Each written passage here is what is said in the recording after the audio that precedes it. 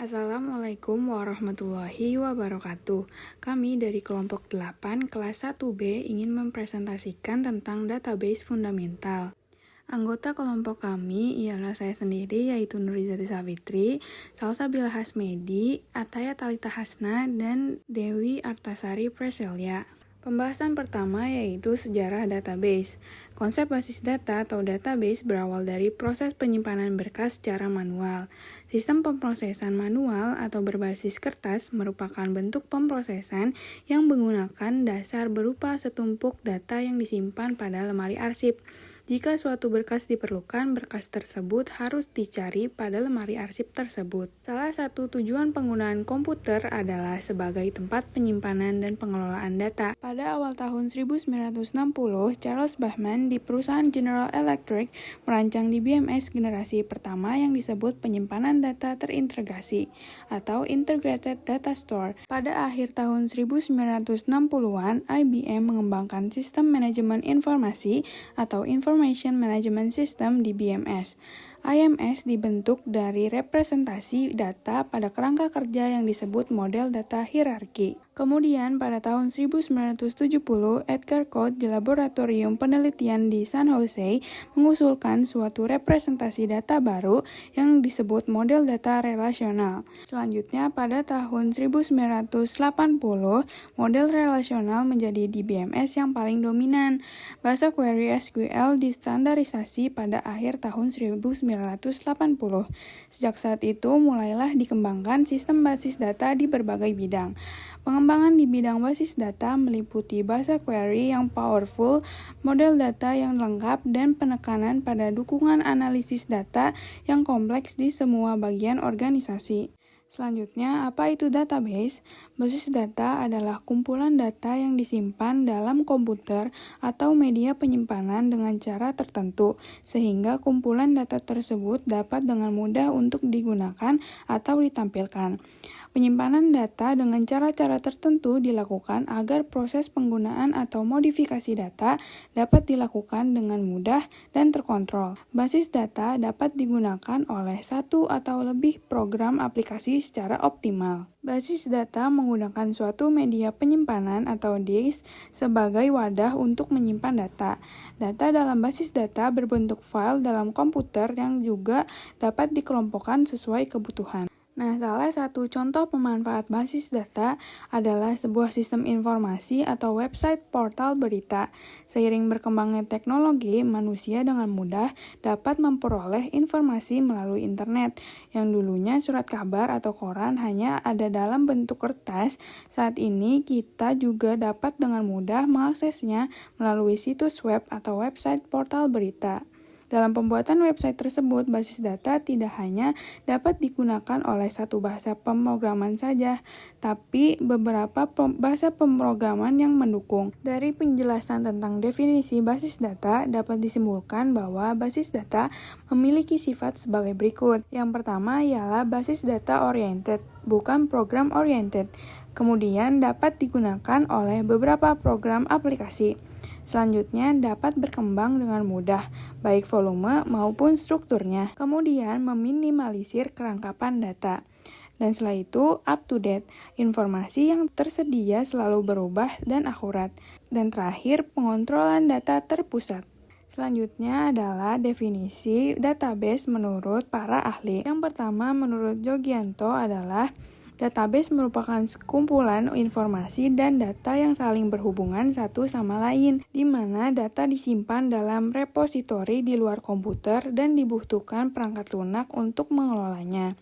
Selanjutnya, menurut Sutarman, database adalah sekumpulan file yang saling berhubungan dan terorganisasi atau kumpulan record-record yang menyimpan data dan hubungan di antaranya.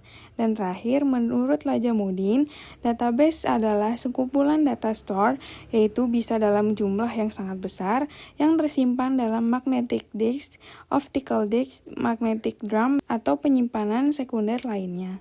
Selanjutnya ialah database versus database management system. Sistem yang dimaksudkan untuk mengatur, menyimpan, dan mengambil data dalam jumlah besar dengan mudah disebut database. Nah, kemudian DBMS atau Database Management System adalah seluruh sistem yang digunakan untuk mengelola basis data digital yang memungkinkan penyimpanan konten basis data, pembuatan atau pemeliharaan data, pencarian, dan fungsi lainnya. Jadi, perbedaan kedua hal tersebut ialah basis data adalah kumpulan data yang terorganisir, sedangkan sistem yang mengelola kumpulan basis data tersebut disebut Sistem Manajemen Basis Data atau DBMS. Basis data menyimpan catatan bidang dan sel data.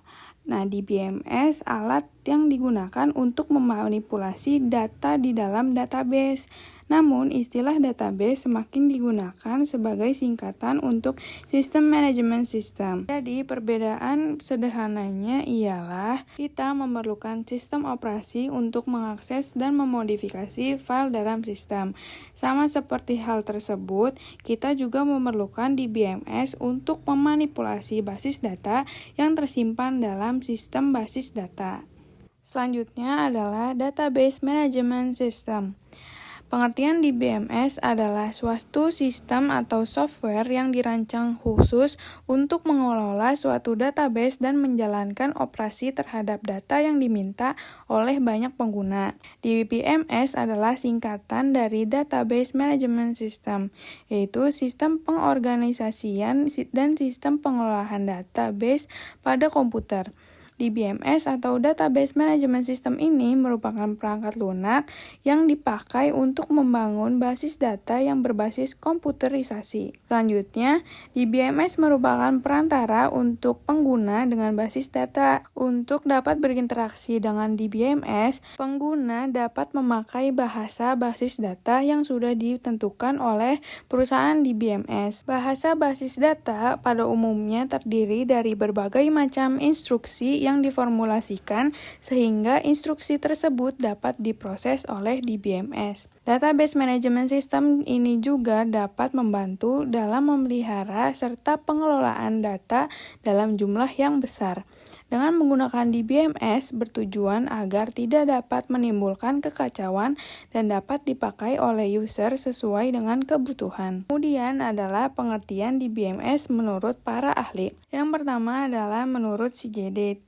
Menurutnya, DBMS adalah software yang menghandle seluruh akses pada database untuk melayani kebutuhan user. Kemudian, menurut SR3, DBMS adalah software, hardware, dan firmware dan prosedur-prosedur yang memanage database. Firmware adalah software yang telah menjadi modul yang tertanam pada hardware atau ROM. Dan terakhir, menurut Gordon C. Everest adalah manajemen yang efektif untuk mengorganisasi sumber daya data. Database merupakan salah satu komponen dalam teknologi informasi yang mutlak diperlukan oleh semua organisasi yang ingin mempunyai suatu sistem informasi yang terpadu untuk menunjang kegiatan organisasi demi mencapai tujuannya. Karena pentingnya peran database dalam sistem informasi, tidaklah mengherankan bahwa terdapat banyak pilihan software database management system dari berbagai vendor, baik yang gratis maupun yang komersial. Beberapa contoh DBMS yang populer adalah MySQL, MS SQL Server, Oracle, Firebird, Databird Desktop, Paradox, dan MS Access. Selanjutnya, perintah atau instruksi umumnya ditentukan oleh user. Adapun bahasa yang digunakan dibagi ke dalam dua macam diantaranya, sebagaimana di bawah ini. Yang pertama ada DDL atau Data Definition Language. Ini dipakai untuk menggambarkan desain dari basis data secara menyeluruh. DDL ini dapat dipakai untuk membuat tabel baru, memuat indeks, maupun mengubah tabel. Hasil dari kompilasi DDL akan disimpan di kamus data. Kemudian yang kedua adalah DML, Data Manipulation Language. DML ini dipakai untuk memanipulasi dan pengambilan data pada suatu basis data. Misalnya seperti penambahan data yang baru ke dalam suatu basis data, menghapus data pada suatu basis data, dan mengubah data pada suatu basis data. Selanjutnya, tujuan DBMS yang pertama ialah bisa dipakai atau digunakan secara bersama. Yang kedua, kecepatan serta kemudahan ketika mengakses data. Selanjutnya, yang ketiga, menghemat ruang penyimpanan data. Yang keempat, untuk keamanan data. Yang kelima, menghilangkan duplikasi dan inkonsistensi data. Yang terakhir, menangani data dalam jumlah yang banyak atau besar. Materi selanjutnya akan dilanjutkan oleh rekan saya yaitu Dewi Artasari Preselya. Saya Dewi Artasari Preselya. Saya akan menjelaskan materi tentang fungsi DBMS. Fungsi DBMS, Sistem Manajemen Basis Data atau biasa disebut dengan DBMS adalah paket perangkat lunak yang dirancang untuk mendefinisikan, memanipulasi, mengambil, dan mengelola data dalam basis data. Sebuah DBMS umumnya memanipulasi data itu sendiri, format data, nama file, struktur record, dan struktur file. Ini memberi pengguna dan pemrogram cara sistematis untuk membuat, mengambil, memperbarui, dan mengelola data. Selanjutnya, ada beberapa fungsi dari DBMS. Nah, yang pertama itu ada data storage, retrieval, and update. Fungsinya itu berguna untuk menyimpan, memperoleh, dan mengubah data dalam basis data. Nah, yang kedua itu ada a user accessible catalog. Nah, di sini fungsinya itu untuk menyediakan katalog yang berisi item-item data yang dapat disimpan dan diakses oleh pengguna. Yang ketiga itu ada transaction support. Di sini itu menyediakan mekanisme yang akan menjamin semua perubahan yang terkait dengan transaksi yang sudah terjadi atau yang akan datang. Yang keempat itu ada concurrency control service. Nah, di sini itu menyediakan mekanisme yang memastikan basis data terupdate secara benar pada beberapa pengguna untuk mengubah basis data secara bersamaan. Nah, yang kelima itu ada recovery service. Ini itu menyediakan mekanisme untuk recovery basis data ke keadaan sebelum terjadinya kerusakan pada basis data tersebut. Nah, yang keenam itu ada authorization service. Itu harus menyediakan mekanisme untuk memastikan bahwa hanya pengguna yang berwenang yang hanya bisa mengakses database tersebut. Selanjutnya yang ketujuh itu ada support for data communication. Di sini itu menyediakan bahwa DBMS itu harus berintegrasi dengan perangkat lunak untuk komunikasi. Yang ke-8 itu ada integrity service. Ini itu bertujuan untuk memastikan bahwa semua data dalam database dan setiap perubahan data yang terjadi harus sesuai dengan aturan yang berlaku. Yang ke-9 itu ada service to promote data independence. Itu harus memiliki fasilitas untuk mendukung independensiasi program dari struktur database yang sebenarnya. Nah, yang terakhir ini ada utility service. Di sini itu memiliki kumpulan layanan utilitas untuk membantu melakukan administrator basis data. Materi selanjutnya itu yaitu komponen yang terdapat dalam DBMS. Sistem basis data adalah suatu sistem yang dibangun oleh beberapa komponen, diantaranya yaitu yang pertama ada file manager, komponen yang mengatur ruang pada disk serta struktur data yang digunakan untuk mewakili informasi yang disimpan pada disk. Yang kedua itu ada database manager. Di sini itu menyediakan antarmuka antara data tingkat rendah yang terdapat dalam database dengan program aplikasi dan query yang diberikan kepada sistem. Yang ketiga itu ada query processor. Di sini itu gunanya untuk menerjemahkan perintah ke dalam bahasa permintaan instruksi tingkat rendah yang dapat dipahami oleh manajer basis data. Yang keempat itu ada DML Pro Compiler. Di sini itu untuk mengubah perintah DBML yang ditambahkan ke program aplikasi untuk menggunakan prosedur normal dalam bahasa induk. Nah, yang terakhir itu ada DDL Compiler. Di sini itu komponen yang mengubah berbagai perintah DDL menjadi satu set tabel yang berisi metadata. Nah, teman-teman pasti ingin tahu kan materi selanjutnya apa? Materi selanjutnya akan dijelaskan oleh teman saya yang bernama Salsabila. Saya Salsabila Hasmedi, saya akan menjelaskan materi selanjutnya. Materi selanjutnya adalah metadata. Metadata itu adalah informasi yang ditanam pada sebuah file yang isinya berupa penjelasan tentang file tersebut, atau biasa diartikan sebagai data tentang data. Metadata ini memiliki 4 karakteristik seperti ketersediaan, penggunaan, akses, dan transfer. Dan sebagai aturan umum, ada 3 bagian yang digunakan untuk membuat metadata paket informasi data, yaitu yang pertama encoding, yang kedua membuat penggambaran informasi data bersama data lainnya, dan yang ketiga memberikan izin untuk penggambarannya. Dan juga ada beberapa istilah metadata yang mungkin tidak asing lagi bagi para pembaca, seperti metadata geospasial, yaitu metadata yang menggambarkan fitur geografis. Yang kedua clearinghouse, yaitu sistem server di internet yang berisi gambar aktual. Dan yang terakhir adalah FDDC, yaitu agen resmi pemerintahan Amerika Serikat yang menangani masalah data spasial. Selanjutnya adalah fungsi metadata. Salah satu fungsi utama dari metadata adalah sebagai aset atau sumber, dan fungsi lainnya adalah untuk mempercepat pencarian sebuah objek, sebagai alat pengolah investasi data, sebagai sarana untuk menyebarluaskan kepemilikan data, sebagai berisi tentang pembakuan istilah untuk menghindari kesalahan arti dalam penuturan data spasial, dan membantu untuk menemukan informasi berguna dari sekian banyaknya informasi yang tersedia. Sedangkan fungsi metadata menurut IEEE Computer Society 1990 yaitu sebagai sumber informasi, sebagai temu kembali informasi, sebagai pengolahan informasi, sebagai manajemen hak cipta, kepemilikan dan otentisitas, dan yang terakhir sebagai interoperabilitas. Selanjutnya ada beberapa jenis metadata, yakni metadata deskriptif, metadata yang dapat mengenali dan menggambarkan sumber data. Oleh karena itu, metadata semacam ini dapat digunakan untuk menemukan dan memilih informasi.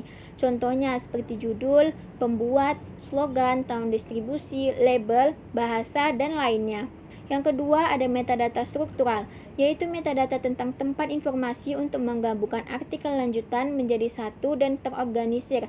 Metadata ini dapat membuat keterkaitan suatu data informasi ke data informasi lainnya. Contohnya seperti bagaimana halaman-halaman ditata untuk membentuk suatu bab. Dan yang terakhir ada metadata administratif, yaitu metadata yang memberikan data untuk mengawasi dan mengumpulkan sumber data. Contohnya seperti kapan dan bagaimana sumber dibuat, hak ciptanya, jenis dokumennya, dan data khusus lainnya. Selanjutnya, ada klasifikasi metadata. Menurut tingkat informasinya, metadata ini dibagi menjadi 3, yaitu discovery metadata atau metadata penemuan. Ini adalah informasi minimum yang disediakan untuk menjelaskan bagian isi sumber data. Jenis metadata ini tidak sesuai dengan kelas metadata yang berlaku secara internasional. Yang kedua ada exploration metadata atau metadata eksplorasi. Metadata ini adalah informasi lebih rinci yang disediakan untuk menjelaskan bagaimana isi sumber data. Jenis metadata ini akan membantu pengguna data untuk menganalisis.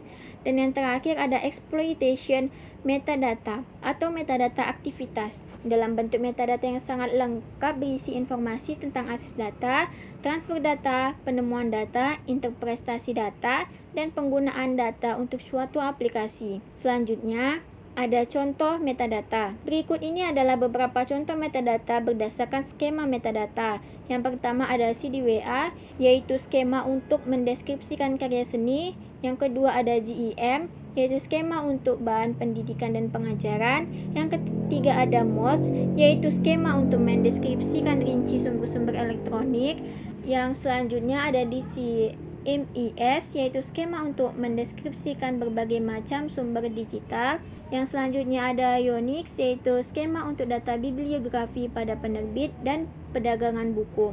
Dan yang terakhir ada MARSI, yaitu skema yang digunakan di perpustakaan sejak tahun 1960-an untuk membuat standar cantuman bibliografi elektronik. Selanjutnya ada physical data model. Physical data model ini adalah model yang menggunakan banyak tabel untuk menggambarkan data dan hubungan antar data tersebut. Tujuan dari physical data model ini adalah untuk meningkatkan efisiensi pemrosesan data seperti hubungan yang dinormalisasi dan perhitungan awal jumlah data yang disimpan.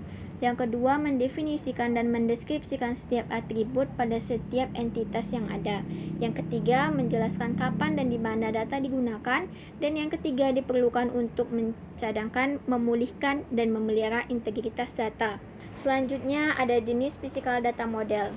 Yang pertama yaitu penyimpanan berurutan. Penyusunan data pada media penyimpanan yang terdiri dari satu demi satu rekaman dalam urutan tertentu. Yang kedua ada penyimpanan akses langsung lanjutan, yaitu cara mengatur data yang memungkinkan perekaman dan pemutaran ulang rekaman tanpa perlu untuk pencarian dengan berurutan. Selanjutnya ada sistem log data atau sistem data logger, adalah sistem untuk memperoleh dan menulis data dari sebuah sensor yang dilakukan dari jarak jauh secara otomatis oleh sebuah alat yang disebut data logger. Perangkat yang menyusun sistem pencatatan data ini meliputi 3 perangkat utama, yaitu data logger, microcontroller, dan modem komunikasi. Selanjutnya ada relational database. Relational database ini adalah database digital yang didasarkan pada model data relasional. Adapun kelebihan dari relational database ini dapat menangani banyak query kompleks, transaksi basis data, dan analisis data umum. Yang kedua, ACID, yaitu kumpulan properti yang memastikan transaksi database yang andal. Walaupun ada kelebihannya, relational database ini juga memiliki kekurangannya, yaitu tidak dapat menyimpan gambar, angka, dan produk multimedia yang sangat besar atau kompleks. Yang kedua, bisa sangat mahal untuk menggunakan relational database ini dan memelihara server baru. Adapun contoh relational database ini adalah MySQL, PostgreSQL, dan SQLite. Yang kedua ada non-relational database. Non-relational database ini adalah database yang tidak menggunakan relasi antar tabel dan tidak menyimpan data dalam format tabel kaku atau kolom yang pasti, seperti layaknya relational database. Namun, database non-relational menyimpan data dalam kumpulan berdasarkan tipe data. Non-relational database ini memiliki kelebihan seperti datanya terstruktur, semi-terstruktur, dan tidak terstruktur dalam jumlah besar, arsitektur skala besar yang efisiensi, dan tidak arsitektur monotonik yang mahal. Dan kelebihan selanjutnya yaitu pemrograman berorientasi objek yang mudah digunakan dan fleksibel. Non-relational database ini juga memiliki kekurangan, yaitu kurang mendukung karena database NoSQL ini umumnya open source. Selanjutnya, administrasi database NoSQL ini memerlukan keterampilan teknis untuk instalasi dan pemeliharaan.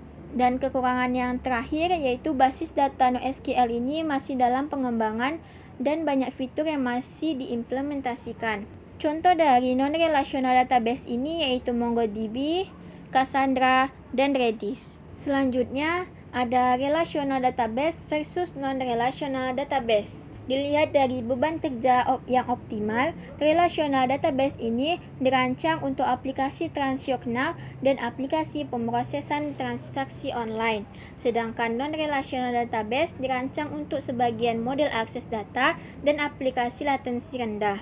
Dilihat dari model datanya, relational database ini menormalkan data dari tabel, termasuk baris dan kolom yang menerapkan integritas referensial dalam hubungan pada setiap tabel. Sedangkan non-relational database menyediakan beberapa model data seperti nilai kunci, dokumen, grafik yang dioptimalkan untuk kerja dan skala. Jika dilihat dari properti asidnya, relational database ini menyediakan properti atomicity, consistency, isolation, dan durability. Sedangkan non-relational database mengurangi beberapa properti asid database relasional dengan melakukan pertukaran. Dan jika dilihat dari performanya, relational database ini kinerjanya tergantung pada subsistem disk dan pengoptimalan query, indeks, dan struktur tabel. Sedangkan non-relational database ini biasanya kinerjanya adalah fungsi dari ukuran klaster perangkat keras, latensi jaringan, dan panggilan aplikasi. Jika dilihat dari skalanya, relational database ini skalanya diperluas dengan meningkatkan kapasitas komputasi perangkat keras, menambahkan replika untuk beban kerja hanya baca. Sedangkan non-relational database skalanya dibuat menggunakan teknik yang telah disampaikan untuk memperluas throughput yang memberikan eksekusi yang handal pada skala tanpa batas. Jika ditinjau dari API-nya, relational database menyimpan dan mengambil data yang dikomunikasikan menggunakan query yang sesuai dengan bahasa query terstruktur atau SQL. Sedangkan non-relational database memungkinkan pengembangan aplikasi untuk dengan mudah menyimpan dan mengambil data terstruktur menggunakan kunci partisi. Materi selanjutnya akan dibahas oleh Ataya Talita Hasna. Baik, terima kasih kepada Salsabila Hasmedi. Saya Ataya Talita Hasna akan melanjutkan presentasi database fundamental dan materi yang akan dilanjutkan adalah type of relational database. Dalam type of relational database atau jenis dari relational database terdapat 3 buah jenis data. Yang pertama adalah one-to-one. Relasi database model ini terjadi apabila sebuah data terdapat pada 2 buah tabel dan hanya diperbolehkan satu data saja pada masing-masing tabel atau unique record. Sama halnya seperti primary key, record yang ada pada model ini tidak boleh ada yang sama. Lalu yang kedua ada one-to-many. Relasi database model ini membolehkan data yang sama pada tabel kedua, tapi hanya membolehkan data yang bersifat unik pada tabel pertama. Jadi pada model tabel kedua boleh memiliki beberapa data yang sama. Lalu yang ketiga ada many to many.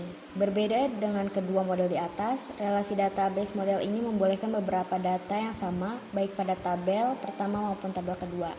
Dengan demikian tidak ada unique record di kedua tabel tersebut. Materi selanjutnya adalah type of non-relational database, yaitu jenis dari non-relational database. Terdapat 4 buah jenis data dari non-relational database. Yang pertama adalah dokumen database. Jenis database yang satu ini menyimpan data dalam dokumen yang mirip dengan objek JSON atau JavaScript Object Notation. Setiap dokumen berisi dengan field dan value. Value di sini bisa berupa string, angka, boolean, array, atau objek. Strukturnya biasanya sejajar dengan objek yang digunakan developer saat menggunakan coding. Key value database adalah jenis database yang lebih sederhana di mana setiap item berisi pasangan kunci atau key dan nilai atau value dalam bentuk tabel hash. Nilai biasanya hanya dapat diambil dengan mereferensikan kuncinya. Jadi mempelajari cara membuat query untuk pasangan nilai kunci tertentu biasanya sederhana. Lalu yang ketiga ada graph database. Graph database adalah jenis database NoSQL yang digunakan untuk menyimpan hubungan antar entitas. Umumnya data-data hubungan tersebut disimpan dalam node dan edge. Node biasanya menyimpan informasi tentang orang, tempat, dan hal-hal yang berkaitan dengan entitas lainnya. Sedangkan edge menyimpan informasi tentang hubungan antar node. Lalu yang terakhir ada wide column base. Wide column database menyimpan data dalam tabel, baris dan kolom yang dinamis. Jenis non-SQL yang satu ini cocok digunakan untuk query sum, count, dan sebagainya. Jenis database wide column juga memberikan banyak fleksibilitas dibandingkan database relasional karena setiap baris tidak harus memiliki kolom yang sama. Baik, mungkin itu saja yang dapat kami bahas. Kurang lebihnya mohon maaf. Terima kasih kepada Bapak Irfan dan teman-teman. Wassalamualaikum warahmatullahi wabarakatuh.